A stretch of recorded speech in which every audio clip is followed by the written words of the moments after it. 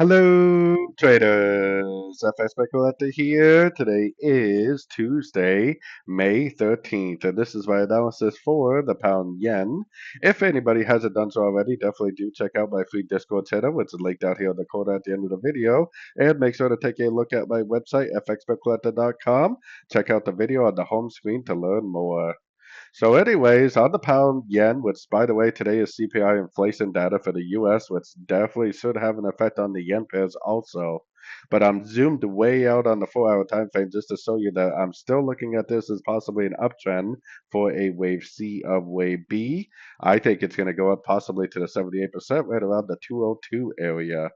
So keeping all that in mind, back down on these shorter time frames, I would definitely still expect to see higher highs, higher lows.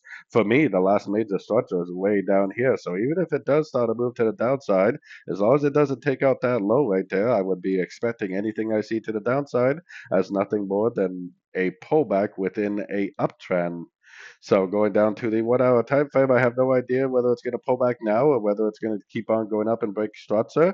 It probably is going to go up and break structure, in my opinion, but it could possibly end up doing something like this, making some sort of a three-way pullback, then making like a nice higher low and giving us a really nice long opportunity. I would definitely be recommending longs at the end of three-way pullbacks, unless you're scalping, trying to scalp to the short side. Even then, I think is a little dangerous because all the higher time frames are telling us that we are in an uptrend and that we should be looking for longs at the end of pullbacks.